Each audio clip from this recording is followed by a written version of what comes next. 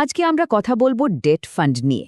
বিনিয়োগের এমন একটা জগৎ যা নিয়ে অনেকেরই হয়তো পরিষ্কার ধারণা নেই। তো চলুন আজ ধাপে ধাপে জেনে নেওয়া যাক এই ডেট ফান্ড জিনিসটা ঠিক কী, কিভাবে কাজ করে আর কাদের জন্য এটা একটা ভালো অপশন হতে পারে।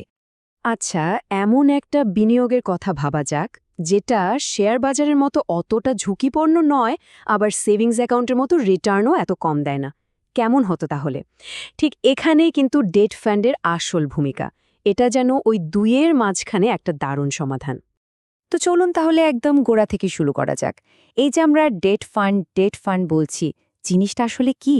আর ইকুইটি মানে শেয়ারে বিনিয়োগ করার থেকে এটা ঠিক কতটা আলাদা? এর মূল ভিত্তিটা বুঝতে পারলে পুরো ব্যাপারটা পরিষ্কার হয়ে যাবে। পার্থক্যটা কিন্তু একদম সহজ। ধরুন, ইকুইটিতে বিনিয়োগ করা মানে হলো কোনো একটা কোম্পানির কিছুটা মালিকানা কিনে নেওয়া। মানে আপনি সেই কোম্পানির একজন অংশীদার। কোম্পানি লাভ করলে আপনারও লাভ, লোকসান হলে আপনারও লোকসান। কিন্তু ডেট ফান্ড ঠিক তার উল্টো। এখানে আপনি মালিক হচ্ছেন না, বরং আপনি কোম্পানি বা সরকারকে টাকা ধার দিচ্ছেন। আর সেই ধারের বদলে একটা নির্দিষ্ট সময় পর সুদসহ আসল টাকাটা ফেরত পাচ্ছেন। তো সহজ কথায়, ইকুইটি হলো পার্টনারশিপ আর ডেট হলো লোন দেওয়া। তাহলে ডেট ফান্ড কি দাঁড়ালো? এটা হলো একটা মিউচুয়াল ফান্ড, মানে অনেক বিনিয়োগকারী টাকা এক জায়গায় করে একটা বড় তহবিল বা ফান্ড তৈরি করা হয়। আর সেই টাকাটা একজন ফান্ড ম্যানেজার বিভিন্ন ফিক্সড ইনকাম সিকিউরিটি, যেমন ধরুন কর্পোরেট বন্ড বা সরকারি সিকিউরিটিতে বিনিয়োগ করেন। মূল লক্ষ্যটাই হলো একটা মোটামুটি স্থিতিশীল আয় তৈরি করা। এজন্য এটাকে অনেকে ইনকাম ফান্ড বা বন্ড ফান্ডও বলে থাকেন। এখন ডেট ফান্ড মানে কিন্তু শুধু এক ধরনের ফান্ড নয়, এর দুনিয়াটা অনেক বড় আর বৈচিত্র্যময়। মানে বিভিন্ন বিনিয়োগকারীর বিভিন্ন প্রয়োজন, সময়সীমা আর ঝুঁকি নেওয়ার ক্ষমতা অনুযায়ী নানা রকমের ডেট ফান্ড রয়েছে।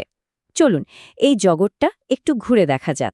জানেন কি, ভারতে সেবি ডেট ফান্ডকে মোট ১৬টা আলাদা ক্যাটেগরিতে ভাগ করেছে। ভাবা যায়? মানে বিনিয়োগের সময়কাল আর ঝুঁকির উপর ভিত্তি করে এত রকমের অপশন আছে যে অবাক হতে হয়। কেউ যদি মাত্র একদিনের জন্য টাকা রাখতে চায়, তার জন্য ফান্ড আছে। আবার কেউ যদি ৭ বছরেরও বেশি সময়ের জন্য বিনিয়োগ করতে চায়, সেই ব্যবস্থাও আছে। সাধারণত এই ফান্ডগুলোকে ভাগ করা হয় তাদের ডিউরেশন বা সময়কাল দিয়ে। যেমন ধরুন ওভারনাইট বা লিকুইড ফান্ড, এগুলো হলো খুব অল্প সময়ের জন্য, মানে কয়েকদিন থেকে ৩ মাস পর্যন্ত টাকা রাখার জন্য আদর্শ। হয়তো অ্যাকাউন্টে কিছু টাকা এমনি পড়ে আছে, সেক্ষেত্রে এটা একটা ভালো বিকল্প। আবার ধরুন ৩ মাস থেকে ৩ বছরের মধ্যে কোনো প্ল্যান আছে, তখন আলট্রা শর্ট বা শর্ট ডিউরেশন ফান্ড কাজে আসতে পারে।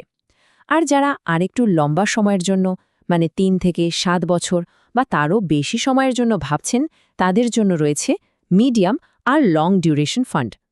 এর মধ্যে আবার কিছু বিশেষ ফান্ডও আছে, যেমন গিল্ড ফান্ড। এটা শুধু সরকারি সিকিউরিটিতেই বিনিয়োগ করে, তাই ডিফল্ট হওয়ার ঝুঁকি প্রায় নেই বললেই চলে, মানে খুবই নিরাপদ। আর ঠিক এর উল্টো দিকে আছে ক্রেডিট রিস্ক ফান্ড। এটা একটু বেশি রিটার্নের আশায় কম রেটিংয়ের বন্ডে বিনিয়োগ করে, মানে এখানে ঝুঁকিটা একটু বেশি। এতক্ষণ তো আমরা ভালো দিকগুলো নিয়ে কথা বললাম, কিন্তু একটা কথা মনে রাখা খুব দরকার, বিনিয়োগের জগতে নিরাপদ মানে কিন্তু ঝুঁকিহীন নয়। ডেট ফান্ডের ক্ষেত্রেও কিছু ঝুঁকি আছে। চলুন এবার সেই বাস্তবতার দিকটা একটু দেখে নেওয়া যাক। হ্যাঁ, এই কথাটা মাথায় গেঁথে নেওয়াটা খুব জরুরি। অনেকেই ভুল করে ভাবেন যে ডেট ফান্ড বুঝি ফিক্সড ডিপোজিটের মতোই ১০০% নিরাপদ, কিন্তু ব্যাপারটা মোটেও তা নয়। এখানেও কিছু ঝুঁকি অবশ্যই আছে, আর বিনিয়োগ করার আগে সেগুলো সম্পর্কে পরিষ্কার ধারণা থাকাটা মাস্ট। প্রথমেই আসি ক্রেডিট রিস্ক বা ডিফল্ট রিস্কের কথা। নামটা শুনে কঠিন মনে হলেও ব্যাপারটা খুব সহজ। ধরুন আপনার ফান্ড কোনো একটা কোম্পানিকে টাকা ধার দিয়েছে। এখন যদি সেই কোম্পানি সময়মতো সুদ বা আসল টাকা ফেরত দিতে না পারে, মানে ডিফল্ট করে, তাহলে কি হবে? ফান্ডের তো লোকসান হয়ে গেল, আর এর সরাসরি প্রভাব পড়ে ফান্ডের এনএভি বা নেট অ্যাসেট ভ্যালুর ওপর। সোজা কথায় ফান্ডের প্রতিটি ইউনিটের দাম কমে যায়। এটা শুধু মুখের কথা নয়, এর জ্বলজ্বন্ত উদাহরণও আছে। মনে করে দেখুন ২০১৯ সালে ডিএচএফএল-এর ঘটনাটা। যখন কোম্পানিটা ডিফল্ট করল, তখন যেসব ডেট ফান্ডের সেখানে বড় বিনিয়োগ ছিল তাদের অবস্থাটা একবার ভাবুন। কিছু ফান্ডের এনএভি তো একদিনে 50% বেশি পড়ে গিয়েছিল। এটাই হলো ক্রেডিট রিস্কের আসল চেহারা। এরপর আসছে ইন্টারেস্ট রেট রিস্ক বা সুদের হারের ঝুঁকি। এটা ঠিক একটা সি-স খেলার মতো। একদিকে সুদের হার, আরেকদিকে বন্ডের দাম। যখন বাজারে সুদের হার বাড়ে তখন পুরনো বন্ডগুলো, যেগুলোতে কম সুদ পাওয়া যায়, সেগুলোর দাম কমে যায়, কারণ নতুন বন্ডে তো বেশি সুদ পাওয়া যাচ্ছে। আবার ঠিক উল্টোটা হয়, যখন সুদের হার কমে তখন পুরনো বন্ডের দাম বেড়ে যায়। এই ওঠানামার কারণেই কিন্তু ডেট ফান্ডের রিটার্নেও প্রভাব পড়ে। আর এই সুদের হার তো আর স্থির থাকে না। আমরা প্রায়ই খবরে শুনি রিজার্ভ ব্যাংক বা আরবিআই রেপো রেট বাড়িয়েছে বা কমিয়েছে। দেশের অর্থনীতিকে নিয়ন্ত্রণ করার জন্য এটা করা হয়, আর আরবিআইয়ের এই প্রত্যেকটা সিদ্ধান্ত সরাসরি ডেট ফান্ডের পোর্টফোলিওতে থাকা বন্ডের দামের ওপর প্রভাব ফেলে। কাজেই এটা কোনো থিওরি নয়, এটা বাজারের একটা রিয়ালিটি। তো ঝুঁকিগুলো তো জানা গেল। এখন আসল প্রশ্নটা হলো, এত সব ফান্ডের মধ্যে থেকে নিজের জন্য সঠিক ফান্ডটা বাছব কী করে? আচ্ছা, চলুন এর জন্য একটা সহজ অ্যাকশন প্ল্যান দেখে নেওয়া যাক।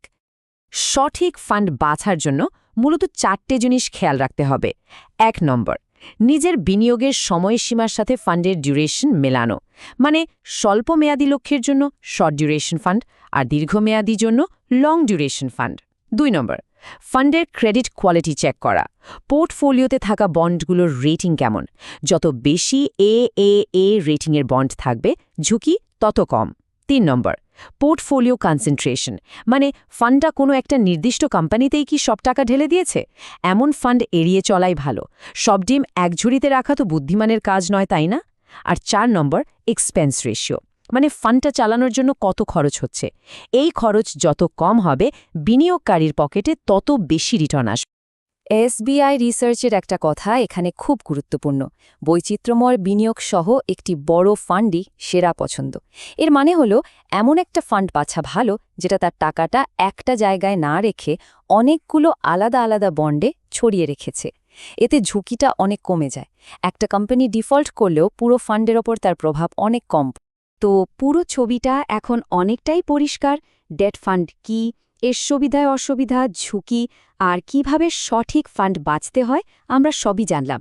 এখন ভাবার বিষয় একটাই, নিজেদের আর্থিক স্থিতিশীলতা বাড়ানোর জন্য নিজেদের পোর্টফোলিওতে ডেট ফান্ডকে কিভাবে কাজে লাগানো যায়। এই প্রশ্নটা কিন্তু প্রত্যেক বিনিয়োগকারীকে নিজের প্রয়োজন অনুযায়ী ভেবে দেখতে হবে।